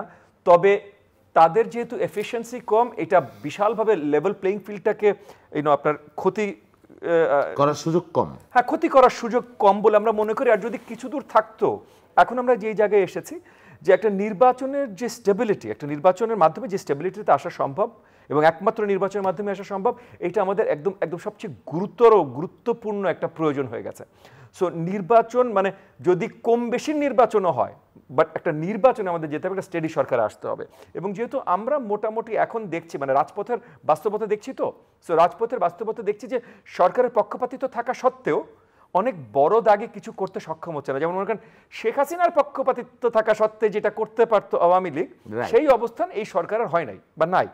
তো সেই জায়গা থেকে সরকারি দল কিছু লাভ যে পাবে না তা না, পাবে, কিন্তু তার বাইরের সবাই এত ক্ষতিগ্রস্ত হবে না যে নির্বাচনের পুরো রেজাল্ট পুরা ইউটার্ন হয়ে যাবে। সো সেইখান থেকে দেশের জাতির জন্য যেটা সবচেয়ে বেশি গুরুত্বপূর্ণ স্টেবিলিটি, তার জন্য আমরা মানে অন্য সব কিছু ভুলে যে নির্বাচনের দিকে যেতে চাই। এবং আমি আরেকটা জিনিস আপনাকে বলি যে ওই যে তাদের এফিসিয়েন্সি বা এফেক্টিভনেস কতখানি, সেটা ওখানেই বোঝা যায় যে তাদের পৃষ্ঠপোষকতার দলও কিন্তু বিএনপির সাথে আলোচনা করতে চেষ্টা করছে, এখনো নেগোশিয়েট করতে চেষ্টা করছে তারা কতগুলো সিটে ছাড় পেতে পারে। সো ওই জায়গা থেকে একটা মানে আমরা আশাবাদ ব্যক্ত করতে পারি যে কিছু দূর তাহলে বড়ভাবে এফেক্ট করতে পারবে না। জি, আপনি বোধহয় কিছু না, এটা মোটা দাগে উনি যেটা বললেন পরিষ্কার, সরকারের পক্ষপাতিত্ব আছে, সেটা আচারে আচরণে। কিংস পার্টি বলে একটা কথা আছে আমাদের এখানে, বাট তাদের তো একটা সাংগঠনিক ভিত্তি লাগে নির্বাচনে প্রভাব বিস্তার করতে গেলে। ওই যে গ্রামে বলে না ভোট কাটা, ভোট কাটারও তো কিছু মানুষ লাগে, সেই মানুষও তো তাদের আছে বলে আমরা মনে করছি। সেই জন্য ওই জায়গায় আমরা এত আশঙ্কা প্রকাশ করছি না। বাংলাদেশের মানুষের গণজোয়ার বা গণঢেউয়ের কাছে এই ধরনের তৎপরতা আগামী দিনে কোনো, এবং সাংগঠনিক শক্তি না থাকলেও অনেক সময় প্রশাসন, আইন শৃঙ্খলা রক্ষাকারী বাহিনী তাদেরকে ব্যবহার করবার অভিযোগ আমি মনে করি না হাসিনা যেভাবে ব্যবহার করতে পেরেছে তারা সেইভাবে প্রশাসনকে ব্যবহার করতে পারবে আমরা মনে করছি। আপনি কি বলতে চাইছেন যে সেই অর্থে প্রশাসন বা আইন শৃঙ্খলা রক্ষাকারী বাহিনীর উপরে সরকারের কোনো নিয়ন্ত্রণ নেই? না, নিয়ন্ত্রণ আছে, কিন্তু হাসিনা তার সংগঠন এবং তার স্ট্রাকচার মিলিয়ে দীর্ঘদিনের যে বাস্তবতার মধ্যে ছিল তারা তো সেই বাস্তবতার মধ্যে নাই। আর হাসিনার তো কোনো আবরণ ছিল না, এদের তো ন্যূনতম একটা বাতাবরণ আছে। হ্যাঁ, কিন্তু হাসিনা যেটা মেনটেন করে নাই, মানে একটা খুল্লাম অবস্থার মধ্যে নির্বাচন করেছে, যা ইচ্ছা তাই করেছে। আন্তর্জাতিক বিভিন্ন দেশ শক্তি এখানে প্রভাব বিস্তার করেছে, দেশীয় প্রভাব করেছে, এনএসআই, ডিজিএফআই, তারপরে বিভিন্ন সংস্থা যেভাবে ম্যানিপুলেট করেছে, তার সাথে তার দল ছিল। তা এখানে তো এই বাস্তবতা নাই, সেই কারণে আমি বলছি। এই কথার সঙ্গে প্রাসঙ্গিক না, বাট অনেকের কাছেই এই প্রশ্নটা উঠেছে যে যেমন ধরেন সম্প্রতি জন্মাষ্টমীর অনুষ্ঠান একটা হলো এবং বাংলাদেশের সংখ্যালঘু সম্প্রদায় তারা একটু নিজেদেরকে ভালনারেবল মনে করে, এবং জন্মাষ্টমীর অনুষ্ঠানে আমরা দেখলাম যে 3 বাহিনীর প্রধান সেই অনুষ্ঠানে গেছেন, বক্তৃতা করেছেন। নিঃসন্দেহে এটা তাদেরকে সাহস শক্তি জুগিয়েছে। এবং কিন্তু প্রশ্ন হচ্ছে যে সরকারের দিক থেকে, যদিও 3 বাহিনী সরকারের অংশ, রাষ্ট্রের গুরুত্বপূর্ণ প্রতিষ্ঠান প্রধান, আমি তাদের যাওয়া নিয়েও প্রশ্ন তুলছি না, কিন্তু সরকারের কাউকে সেখানে দেখা গেল না, বা মানুষ কি বা সমাজের একটা অংশ কি আসলে এই সরকারের কাছে নিজেদেরকে নিরাপদ মনে করছে না? ব্যাপারটা কি সেরকম? ব্যাপারটা সেইরকম কিনা জানি না, বা সরকারের মানে সনাতন ধর্মের যারা আছে বেশিরভাগ আমাদের এখানে, তাদের যে সিকিউরিটি এবং নিরাপত্তা, তাদের এই নিরাপত্তার ঘাটতি বা নিরাপত্তা দেওয়ার ক্ষেত্রে সরকারের খুব একটা গাফিলতি কখনো ওইভাবে আমরা খেয়াল করি নেই। হ্যাঁ, মানে একদম যেটা মানে কমিউনাল বা ধর্মীয় কারণে কাউকে নিগ্রহ করা এইটা এই সরকারের কখনো ঘাটতি আমি দেখি নাই। তবে ইদানিং আপনি যেটা বলেছেন, এটা মানুষের মধ্যে এই প্রশ্ন আছে যে প্রতিরক্ষা বাহিনীর সাথে সরকারের কোনো নিয়ন্ত্রণ আছে কি নাই, বা তাদের সাথে, বা এই যে কিংস পার্টির কেউ যে ভাষায় কথা বলছে প্রতিরক্ষা বাহিনী নিয়ে, এটা কেউ মনে করছেন যে হয়তো এই প্রতিরক্ষা বাহিনী সরকারের পুরোপুরি নিয়ন্ত্রণ নেই। সাধারণত যেটা হয়, একটা দুর্বল সরকার, দীর্ঘদিন ধরে আমরা এই ধরনের টানাপোড়েন দেখতেছি। নির্বাচন নিয়ে তখন যেটা হলো, সেনাপ্রধানের বক্তব্য, তিনি সেটা দিতে পারেন কি পারেন না, এই প্রশ্ন যখন আসছে, তো এই সব মিলে এই প্রশ্ন আছে, অবশ্যই আছে। বা এটাও হতে পারে যে সরকারি সিদ্ধান্তেই ওনারা 3 জন এখানে গিয়েছেন, একেবারে যুদ্ধাঙ্গী অবস্থা বা টাগ অফ ওয়ার চলতেছে, বিষয়টা তো তা না, আমরা সেটা লক্ষ্য করিনি। সরকারের সিদ্ধান্ত তারা যেয়ে থাকতে পারেন ওইখানে, 3 বাহিনী প্রধান যে গিয়েছেন, বা সরকারের পক্ষ থেকে এরকম কোনো প্রতিক্রিয়া তো আমরা দেখিনি যে তারা ওখানে কি কারণে গেল, কিভাবে গেল। তারাও তো সরকারেরই অংশ। হ্যাঁ, 3 বাহিনী প্রধান, তারা তো সরকারেরই অংশ। সেটা তারা গেলে এক ধরনের মেসেজ মানুষের মধ্যে যায়, সেটা সরকারি সিদ্ধান্তেও যেয়ে থাকতে পারে, যে মানুষ মনে করবে যে অনেক বেশি নিরাপদ বোধ করবে, সেই আস্থাটা তাদেরকে ফিরিয়ে দেবার জন্য এটা হতে পারে। মিস্টার ববি হাজেস, দেখেন, গত 12 মাসে সরকারের ব্যর্থতা অনেক জায়গায় আছে। আপনার আইন শৃঙ্খলা অবস্থান, এটা তাদের ব্যর্থতার ভিতরে বড় দাগে একটা ব্যর্থতা। এবং একই সাথে আমরা দেখেছি এবং এখনও দেখছি, ডানপন্থী অনেক ধরনের চিন্তা চেতনার একটু উগ্র হয়তো আপনার আবির্ভাব এই সরকার এই সরকারের ভেতর থেকে আসছে, বা এই সরকার রোধ করতে ব্যর্থ হচ্ছে। আমরা নারীদের ফুটবল খেলা থেকে শুরু করে অনেক জায়গায় এই ধরনের জিনিসপত্র দেখেছি। ইভেন কি এই সরকার গঠন করলো একটা নারী কমিশন, তারপর সেটার বিরুদ্ধে যখন কিছু ডানপন্থী ফোর্সেস রাস্তায় নামলো, এমন বড়ভাবে না, বাট যেইভাবেই নেমেছিল, সঙ্গে সঙ্গে এই সরকারই ওই কমিশনকে কোনো প্রোটেকশন না দিয়ে ব্যাকট্র্যাক করলো। তো এই জায়গাগুলোতে মানে আপনাদের যদি মনে হয় যে আপনাদের ক্ষমতার একটু স্বল্পতা আছে, সীমাবদ্ধতা আছে, তাহলে অনেক কিছু তো আপনাদের না যাওয়াটাই শ্রেয়। কিন্তু যে যদি ব্যাকট্র্যাক করতে হয় তখন সিগন্যালটা খুব নেগেটিভ সিগন্যাল আসে, যে তখন ওই ডানপন্থী আপনার চিন্তা চেতনাগুলো অনেক বেশি শক্তিধর হওয়ার একটা সুযোগ পায়। তো সেই জায়গা থেকে আমরা কিছু দূর আমি সরকারের ব্যর্থতার দিকে হয়তো আঙ্গুল দিয়ে তুলব, বা সরকারের ইনএফেক্টিভনেস, যে সরকার সবার ভেতরে আস্থা আনতে পারেন না, স্পেশালি মাইনরিটিজের ভেতরে, এবং শুধু মাইনরিটিস না, নারীদের ভেতরে মানে ওনারা আস্থা আনতে পারেন নাই যে ওনারা যেটা একটা লিবারাল ডেমোক্রেটিক একটা অন্তর্বর্তীকালীন সরকার, বাট যে আলোচনা থেকে শুরু হয়েছিল যে তারা আসলে লিবারাল মেন্টালিটিস বা লিবারাল সেন্টিমেন্টস নিয়ে সামনের নির্বাচনের জন্য আমাদেরকে তৈরি করবেন দেশ জাতিকে, সেটা করতে বোধহয় ওনারা বড় দাগে ব্যর্থ হয়েছেন। এবং সেই জায়গা থেকে মাইনরিটিস, উইমেন যেটাই বলেন, নারী বলেন, তাদের ভেতরে এই ভীতিটা এখন বিরাজমান। আবার একটু ওই চার্টারের ক্লারিফিকেশনের জন্য আপনার কাছে যাই আমি। এই যে 13তে ওই তত্ত্বাবধায়ক সরকার গঠন প্রক্রিয়ার মধ্যে এক জায়গায় আছে যে কোনো কারণে প্রধান উপদেষ্টার পদ শূন্য হলে রাষ্ট্রপতি কোনো সময় ব্যতিরেকে তত্ত্বাবধায়ক সরকারের অবশিষ্ট মেয়াদের জন্য পূর্ববর্তী র্যাঙ্ক চয়েস বা ক্রমভিত্তিক ভোটিং পদ্ধতিতে দ্বিতীয় স্থানে থাকা বয়সের জ্যেষ্ঠতম ব্যক্তিকে তত্ত্বাবধায়ক সরকারের প্রধান উপদেষ্টা পদে নিয়োগ করবেন। ফাইন, যদি কোনো কারণে শূন্য হয়, কিন্তু সেটা হচ্ছে র্যাঙ্ক চয়েস ভিত্তিতে, যেখানে বোঝা যাবে কে 1 নম্বরে, কে 2 নম্বরে, কে 3 নম্বরে। কিন্তু তার আগের প্রক্রিয়া তো সেই 1-2 এর কোনো প্রথমটাও র্যাঙ্ক চয়েসই ছিল, প্রথমটাও র্যাঙ্ক চয়েসই ছিল। মানে তাদের চয়েসটাই হবে র্যাঙ্ক চয়েস, একদম 5 জনের ভিত্তিতে যেটা হবে চয়েসটাই হবে র্যাঙ্ক চয়েস। তো হিসেবে আর কি আপনি নাম্বারিং এ চলে যাবেন। আপনি আরেকটা হচ্ছে যে প্রধান উপদেষ্টা বাছাই কমিটির সঙ্গে, উপযুক্ত বাছাই কমিটির সঙ্গে পরামর্শক্রমে এটা নিয়োগ করবেন। এখানে কোনো বাধ্যবাধকতা আছে? প্রধান উপদেষ্টা নিয়োগের ক্ষেত্রে পরামর্শ করবেন, বাট কিন্তু সিদ্ধান্ত তো তিনিই চূড়ান্ত করবেন। মানে পয়েন্টটা ছিল আলোচনার ভেতরে, আমার এখানে আবার একটু ভালো করে দেখতে হবে, আলোচনার ভেতরে পয়েন্টটা ছিল হলো যে পুল থেকে বাছাই করবেন। মানে পুলটা তৈরি হবে, মানে যারা সার্চ কমিটির পুলটা দেবেন, হ্যাঁ, পুল তো দিচ্ছেন প্রধান উপদেষ্টার জন্য।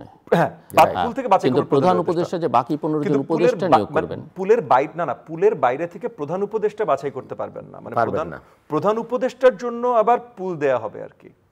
আচ্ছা, তো প্রধান উপদেষ্টা পুলটা কি দেবেন? প্রধান উপদেষ্টার জন্য পুল দেয়া হবে, ওই পুল থেকে প্রধান উপদেষ্টা বাছাই করবেন। তো সেটা দিবে কি বাছাই কমিটি? কোন পদ্ধতিতে সেই পুলটা ঠিক করবেন? আই ডোন্ট থিংক ওটা র্যাঙ্ক চয়েস ছিল, কিন্তু এটা এখানে ক্লারিফিকেশন নাই, ক্লিয়ার করা নেই।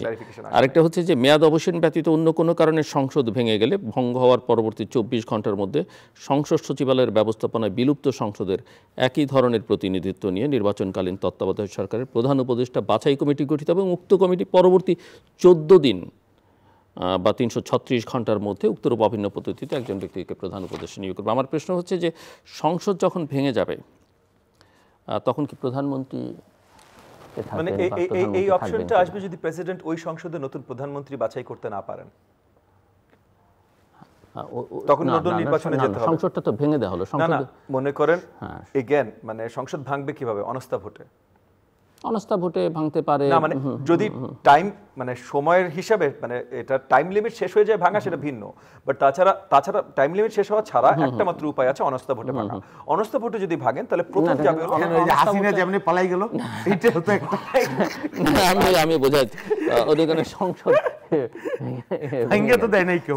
হ্যাঁ, ধরেন এটাকে যদি আমরা উদাহরণ কেস হিসেবে নেই, তাহলে কি হবে যে শেখ হাসিনা চলে গেলেন, প্রধানমন্ত্রী নেই, 36 ঘন্টার মধ্যে প্রধান উপদেষ্টা করতে হবে। তো এই 14 দিন পর্যন্ত সরকার প্রধানকে রাষ্ট্রপতি আমার সেটা পরিষ্কার করা দরকার। আমরা নিরপেক্ষতা নিয়ে আলোচনা করছিলাম। আমি একটু বুঝতে চাই যে একটা ভালো অবাধ সুষ্ঠু অংশগ্রহণমূলক নির্বাচন করবার জন্য সরকার কতখানি সক্ষম? না, সরকারের তো দুর্বলতা আছে, এটা অসত্য না। আইন শৃঙ্খলা পরিস্থিতি, পুলিশ কেন আছে আমি বলি, প্রশাসন কতখানি বিধ্বস্ত একটা বাস্তবতার মধ্যে সরকার দায়িত্ব নিয়েছে। দীর্ঘ 15 বছরের যাদেরকে নির্বাচন করবেন সরকার, তারা হাসিনার মানে দুধার মধু খেয়ে বড় হয়েছে অধিকাংশই, হৃষ্টপুষ্ট হয়েছে। বাট আপনি তো আর ইম্পোর্ট করতে পারবেন না, এই ধরনের নতুন প্রশাসন আপনি একদিনে তৈরিও করতে পারবেন না যারা যেখানে আছে। তবে এর মধ্যে কিছু কিছু ছিলেন যারা খুব বঞ্চিত ছিলেন, নিগৃহীত ছিলেন, তাদেরকে সামনে আনবার চেষ্টা করা হচ্ছে, কিন্তু সেই সংখ্যাটা খুবই অপ্রতুল। ম্যাক্সিমামই এখন পুরনো সচিব বা সেই আমলেরই বা তাদেরই আশীর্বাদ পুষ্ট এখনও দায়িত্বে আছে। তবে নির্বাচনটা হয় কি শুধু প্রশাসনের উপর ডিপেন্ড করে না, নির্বাচনটা আসলে মানুষের উপর ডিপেন্ড করে এবং রাজনৈতিক দলের সদিচ্ছার উপর অনেক বেশি ডিপেন্ড করে। আপনার রাজনৈতিক দল যদি নির্বাচনের বিষয়ে ঐক্যমত হয়ে যায়, সেখানে আপনার আইন শৃঙ্খলা বাহিনী বা সরকারের ভূমিকা একটু গৌণ হলেও কোনো অসুবিধা হয় না। বিগত দিনে যেটা হয়েছে, যেমন শাহাবুদ্দিনের সরকার, তিনি 3 মাসের মধ্যে কি চমৎকার একটা নির্বাচন, কারণ মানুষ নির্বাচনটাকে মেন্টালি এভাবে গ্রহণ করেছিল যে আমরা একটা নির্বাচন করব, মাইন্ডসেট তৈরি হয়েছিল। সেই মাইন্ডসেট যতক্ষণ তৈরি না হবে মানুষের, ততক্ষণ পর্যন্ত যত দক্ষ সরকারই হোক তাদের পক্ষে চমৎকার একটা নির্বাচন করা সম্ভব না। নির্বাচনে যারা অংশীজন বা স্টেক হোল্ডার, তাদের আগে ঐক্যমত হইতে হবে, মাইন্ডসেট হইতে হবে। বিগত দিনে এই ঘাটতিটা যেমন ছিল 91 সালে বা 96 সালে, সেই ঘাটতিটা ছিল না মানসিকভাবে সব রাজনৈতিক দল, এবং মেন্টাল যে কি বলে সংস্কার বা মানসিক যে বাস্তবতা, সেই বাস্তবতা নির্বাচনকে অনেকখানি প্রভাবিত করে। সাথে প্রশাসন আছে অবশ্যই। ববি হাজ্জাজ, জি না, ওই যে দুর্বলতা নিয়ে তো আমরা অলরেডি কথা বলেছি যে সরকারের অনেকগুলো দুর্বলতা আছে, কিন্তু আমি যেটা বুঝতে আপনাদের দুজনের কাছ থেকে চাইছি যে মানে আপনারা সবাই তো আমরা নির্বাচন চাই এবং দেশের যে অবস্থা তাতে যত জনপ্রতিনিধিত্বশীল সরকার হোক সবাই আমরা চাই, কিন্তু নির্বাচনটা যেন তেন হয়ে যাক একটা নির্বাচন, সেটা চাই কিনা। মানে ফার্স্ট অ্যান্ড ফরমোস্ট আমরা কখনোই যেন তেন নির্বাচন চাই না। তবে এখন আমরা যে একটা আর্জেন্ট নিডের সিচুয়েশনে আছি, মানে বেসিক্যালি আপনি গুলিবিদ্ধ, আপনার বিশালভাবে রক্তক্ষরণ হচ্ছে। এগেন, লোকজনের কাছে, অনেকের কাছে এই জিনিসটা এরকম নাও মনে হতে পারে, বাট আপনি যেভাবে দেখেন বা আমরা যারা স্পেশালি আমাদের দেশের ইকোনমিক সাইডটার সাথে পরিচিত আছি বা দেশব্যাপী কিছু দূর আমাদের একটা বিস্তার আছে, যে সব জায়গা থেকে আমরা শুনছি সোশ্যাল অবস্থা কি, আইন শৃঙ্খলার অবস্থা কি, আমরা খুব ভালোভাবে অনুভব করছি যে আমাদের বিশালভাবে রক্তক্ষরণ হচ্ছে এখন। সো ইমার্জেন্সি মেজার্স এখন আমাদের দরকার। মানে আমি যদি সবচেয়ে ভালো হাসপাতালে এখন নাও যেতে পারি, আমার একটা মেডিক দরকার। সো ওই হিসেবে আমি বলবো যে রাইট নাও নির্বাচনটা আসলে অত্যন্ত দরকার। যেন তেন আমরা চাই না, এবং আমি বিশ্বাস করি যে যেন তেন নির্বাচন হবে না, একটু বিচক্ষণ হলেই যেন তেন নির্বাচন হবে না, সুন্দরভাবেই নির্বাচন হবে।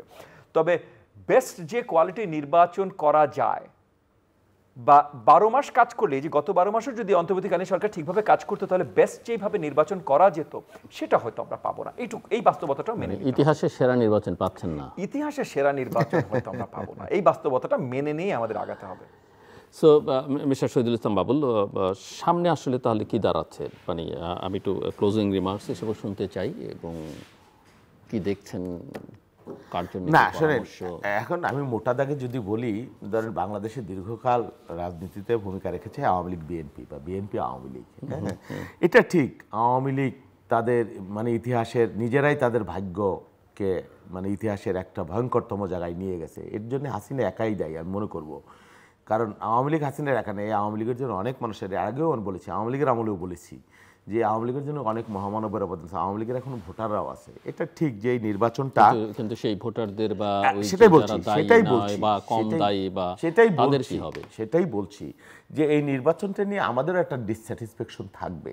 হ্যাঁ, অবশ্যই থাকবে। তার মানে এই না যে নির্বাচন ব্যাপক প্রশ্নবিদ্ধ হয়ে যাবে, হ্যাঁ, বা নির্বাচন অগ্রহণযোগ্য হয়ে যাবে। থাকলে ভালো হতো, কিন্তু সেই পথটা তারাই রুদ্ধ করে দিয়েছে। আমার ধারণা, আপনি যে আওয়ামী লীগকে ডাকেনও এখন নির্বাচনের জন্য, হ্যাঁ, বা হাসিনাকেও বলেন যে আসো নির্বাচন করা, আমার দরজাটা খুলে রাখেন। আমার ধারণা উনি বাংলাদেশে, কিন্তু আমার প্রশ্ন হচ্ছে যে আপনারা কেন দায়টা নিজেদের কাঁধে নিচ্ছেন, ছেড়ে দেন না। না না, আমরা সেটা বলছি না, আমরা সেটা বলছি না, বুঝতে চাইছি না, আমরা সেটা বলছি না, আমরা কারোর জন্য দরজা আটকায়ও নেই। আমরা যেটা বলেছিলাম যে রাজনীতিটা বা নিষিদ্ধ অনিষিদ্ধের ব্যাপারটা এটা ইতিহাসের উপর, জনগণের উপর, মানুষের উপরে ছেড়ে দেওয়া ভালো। কিন্তু সেই বাস্তবতা বা আমাদের সেই বক্তব্যটাকে অনেকে নেগেটিভলি উপস্থাপন করবার চেষ্টা করছে যে আমাদের আওয়ামী প্রীতি জেগে উঠেছে, আমাদের ভারত প্রীতি জেগে উঠেছে। এই ধরনের অস্বস্তিকর বাস্তবতা, এটাও কাম্য না। আবার অন্যদিকে এটাও সত্য যে আওয়ামী লীগ বাংলাদেশের নির্বাচনকে এত কলঙ্কিত করেছে, হ্যাঁ, বাংলাদেশে একটা ফ্যাসিস্ট শাসন কায়েম করেছে, দিনের পর দিন, মাসের পর মাস, বছরের পর এত রক্তপাত, এত রক্তক্ষয়, তাহলে তো নাজি পার্টিকেও নির্বাচন করতে দেবার প্রয়োজন ছিল। হ্যাঁ, সেটাও একটা দিক আছে, বাট আমাদের ডিসস্যাটিসফ্যাকশন আছে। বা আপনি যেটা বলেছেন, বাংলাদেশের যে রাজনৈতিক মানে কি বলে সমস্যার একটা সুষ্ঠু এবং শান্তিপূর্ণ সমাধান, সেই সমাধানটা হলো না, একটা কোথাও না কোথাও একটা কি বলে একটা ব্যত্যয় থেকে গেল, বা একটা মানে সূত্র বা একটা তুষের আগুনের একটা জায়গা থেকে গেল, সেটা থাকবে হয়তোবা। এটা তো নিয়ে কারো কিছু করবার নাই আসলে। মিস্টার ববি হাসাস। জি দেখেন, মানে নির্বাচন যেমন আমাদের যেতে হবে, নির্বাচনী বাস্তবতাগুলোও মনে রাখতে হবে। আর আওয়ামী লীগ নিয়ে যে কথাটা হলো, ভাইও যে কথাটা বলছিলেন, আমরা মনে করি না যে যেই অপশাসন হয়েছে এটার জন্য একমাত্র হাসিনা দায়ী। মানে হাসিনা যেই আওয়ামী লীগটা গত 10 বছর অপশাসন করেছে দেশের উপরে, সেটা হাসিনার আওয়ামী লীগ ছিল। সো পুরো দলীয় স্ট্রাকচারের ভেতরে অপশাসন চলে এসেছিল। সো এগেন, এই অপশাসনের বিচার যখন হবে, এই পুরো দলগতভাবে এই বিচার হতে হবে। এই বিচার প্রক্রিয়া শেষ হবার পর যারা দণ্ডিত হবেন, তাদের বাইরে যদি কেউ থেকে যান, তারা যদি তারপর, কারণ এখন আমি কিছু দূর এই সরকারের সাথে একমত যে তাদের কার্যক্রম নিষিদ্ধ করেছেন, সো তাহলে আগামীতে বিচার প্রক্রিয়া শেষ হতে যত বছর লাগে তত বছর দিতে হবে, এটা তাড়াহুড়া করা যাবে না। এই বিচার প্রক্রিয়া শেষ হবার পর যদি থাকে, তাহলে সেই রাজনীতি হতে পারে। কারণ আমরা এগেন 49-এর আওয়ামী লীগকে আমরাও নিষিদ্ধ করতে চাই না, বা 69-এর আওয়ামী লীগকে আমরা নিষিদ্ধ করতে চাই না, আমরা নিষিদ্ধ করতে চাই হাসিনার আওয়ামী লীগকে। কিন্তু তাহলে এটা দাঁড়াচ্ছে না যে বিচার প্রক্রিয়াতে আপনি অভিযোগ করা, মানে আমরা তো সবাই জানি কি হয়েছে, তারা কি করেছে সেটা, কিন্তু যখন আইনের প্রশ্ন আসছে তখন এখনো এটা অভিযোগের পর্যায়ে, এবং অভিযোগগুলো মূলত ব্যক্তিদের পর্যায়ে। তাহলে আপনি দল, একটা রাজনীতি, তার সমর্থক গোষ্ঠী, এবং পার্সেন্টেজ ওয়াইজও এখনো পর্যন্ত প্রমাণিত যে তারা একটা বড় রাজনৈতিক শক্তি, তো সেটা কি আপনি কিন্তু বড় রাজনৈতিক শক্তি ইতিহাসের দেখেন, সময় দলটা তো ইতিহাসের বিচারে সেটা একটা তাদের প্রতি ঠিক আছে, আমি অন্যায় করা আমি হচ্ছে না? প্র্যাকটিক্যাল রিয়ালিটি বলছি। দলের অপারেশনাল স্ট্রাকচার তাকালে দলের যে নেতারা আছেন তারাই তো দল। হ্যাঁ, তাদের তো অধিকাংশের বিরুদ্ধে মামলা হয়েছে, আমি হ্যাঁ, বলছি যাদের so বিরুদ্ধে মামলা again- হয়েছে, ধরেন বিচারিক প্রক্রিয়ার মধ্যে আছে, আপনার আইন যদি অ্যালাউ না করে তারা নির্বাচন করবে না, কিন্তু এখন বাকিদের এখন ক্ষেত্রে কি? মনে করেন এই যে দলের যে কাঠামোগত ফুল স্ট্রাকচারে সবাই এখন বিচারের অধীনে যাবে, সবারই বিচার হবে, সবাই দণ্ডিত আসামিই হবে, মানে এটা মোটামুটি বাস্তবতা। যদি একটু আইনের প্রয়োগটা ঠিকভাবে হয়, সবাই দণ্ডিত আসামি হবে। তাহলে আপনি নতুন নেতা খুঁজে পাচ্ছেন কোথায়? না, সেটা তো তার দল ডিসাইড করবে। তার 10th না, না, গ্রেডের, তাহলে মানে ধরেন তার 10th গ্রেডের বা একটা সাধারণ সমর্থক সে কিন্তু নির্বাচন সেই করে জায়গাটাতে XYZ আপনার যদি করতে চান, পরিষ্কার হতে হবে তো যে তার লিখিত যে ফিলসফি বা ইডিওলজি, বা আপনি তো দলের বিরুদ্ধেও কিন্তু কোনো আইনি ব্যবস্থা গ্রহণের প্রক্রিয়া শুরু হয়নি, করতে হবে। এগেন এই হয়নি যতক্ষণ না হচ্ছে, যতক্ষণ না হচ্ছে। দলের ভিতরে আইনি আমার প্রক্রিয়া সেটা প্রশ্ন। শুরু করার মামলা আমি করেছি, দলের বিরুদ্ধে আইনি প্রক্রিয়া শুরু করার, কিন্তু সেই মামলা এখনো কার্যকর হয় নাই। সো এই জায়গাগুলো আছে। আমি তো বারবার করে বলছি যে অন্তর্বর্তীকালীন সরকারের অনেক জায়গায় অনেক ধরনের ব্যর্থতা আছে। তবে আওয়ামী লীগ যেহেতু ইডিওলজিক্যালি, ওদের রিটেন ইডিওলজির সাথে আমার কোনো প্রবলেম নাই, কিন্তু ওদের প্র্যাকটিক্যাল ইডিওলজি যেটা জায়গাটা চলে এসেছিল গত 10 বছর অ্যাটলিস্ট শেখ হাসিনার অধীনে, সেইটা যতক্ষণ পর্যন্ত এই দল ত্যাগ করতে না পারবে ততক্ষণ পর্যন্ত আমি অ্যাটলিস্ট মনে করি না। সো এটা ত্যাগ করার প্রসেসের জন্যই আমি বলছি যে আইনি বিচারটা যখনই আমরা সম্পন্ন করতে পারবো, তখন আমরা মনে করব বাকি যেটা আছে তারা এই আইডিওলজির অংশ না হিসেবে তারা প্রমাণ করতে পারে। একই রকম অভিযোগ তো আরো কোনো দলের বিরুদ্ধে বিভিন্ন পর্যায়ে, ইতিহাসের বিভিন্ন পর্যায়ে মানুষের আছে, এবং তাদের কি হবে? তাদের সাথে সেই জিনিসগুলো হয়েছে, না হয়েছে তো সেটা তো একটা অগণতান্ত্রিক সরকার করেছে, কিন্তু আপনি যখন নিজেকে গণতান্ত্রিক প্রক্রিয়ার মধ্যে নিজেকে নিয়ে যাচ্ছেন এবং বলছেন যে এখন গণতান্ত্রিক ব্যবস্থা, গণতন্ত্রের জয় জয়কার, তখন কি হচ্ছে? অবভিয়াসলি গণতন্ত্র আগে যেটা হয়েছে সেটাও একটা নিয়ম তান্ত্রিক পন্থায় হয় নাই, ঠিক আছে, আমি সেটা বলছি। নিয়ম বহির্ভূতভাবে হয়েছে, সেটাকে আমি অন্যায় অন্যায় হিসেবেই ধরছি, এবং সেই অন্যায় শেখ হাসিনা সরকার করেছে, অন্য কেউ করেনি। কিন্তু একটা ন্যায়সঙ্গত সরকার, মানে 73 সরকারের সময়ও হয়েছে, তখনও ব্যান্ড ছিল। বাট আমি যেটা বলছি যে বাট তখন ব্যান্ড ছিল, তখনকার ব্যান্ডটা বোধহয় খুব কি অযৌক্তিক ছিল বলে মনে করেন কিনা আমি জানি না। মানে তখনও হয়তো এই প্রক্রিয়াধীন ভাবেই যদি করা হতো, যেমন এখনো আমরা কিন্তু প্রক্রিয়াধীন ভাবেই আওয়ামী লীগকে দেখতে চাচ্ছি, এবং যদি আইনি কার্যক্রমের মাধ্যমে সেটা করা না যেতে পারে, মানে আইনে যদি প্রমাণ না হয়, কোর্টে যদি তারা বলবৎ থাকতে পারে, তখন আমাদেরও কমপ্লেন করার কিছু থাকবে না, আমি আমার দলের থাকবে না, কিন্তু তখন তার জীবন থেকে যে অনেকগুলো সময় অনেকগুলো বছর চলে এই গেছে। ব্যর্থতা তাদের জীবন থেকে অনেক বছর স্যার, গত 15 বছর যা না না করেছে সেটা মানে সেটা তো আর আমার সঙ্গে আলোচনা করে, কারণ আমি নিজেও আমার অবস্থান আপনি জানেন, না, জানি। আমাদের প্রত্যেককে আমরা সেটা জানি, প্রশ্ন, কিন্তু আমার এটা এই ডিসকাশনটা একাডেমিক ডিসকাশন এবং এটারও সুরাহা না, হওয়া ওই দরকার। একাডেমিক এবং ডিসকাশন নৈতিক ডিসকাশনও বটে, এটা কোর্টে নৈতিক ডিসকাশনও বটে। এসে হবে। যেমন এখন অনেক জায়গায় আছে, আপনি মিথ্যা মামলা করলে ওইটাই তার বলতেছিলাম। জন্য, হ্যাঁ, আপনি যদি মামলাটা মিথ্যা করেন তার জন্য যদি সাফার করে, তাহলে তার জন্য আপনাকে শাস্তি না ভোগ না, করতে আমাদের হবে। দেশের বাস্তবতা কি, অনেক শেষ করতে মামলা হবে। আছে, যেমন খুনের মামলা 10 সেকেন্ড, 3 বছর 5 বছর হাজতি হিসেবে জেল খাটার পরে সে খালাস পেয়ে গেল, হলো তো এরকম ঘটনা কিন্তু বাংলাদেশে হয়। তার মানে কি তার একটা অধিকার ক্ষুণ্ণ হলো তো।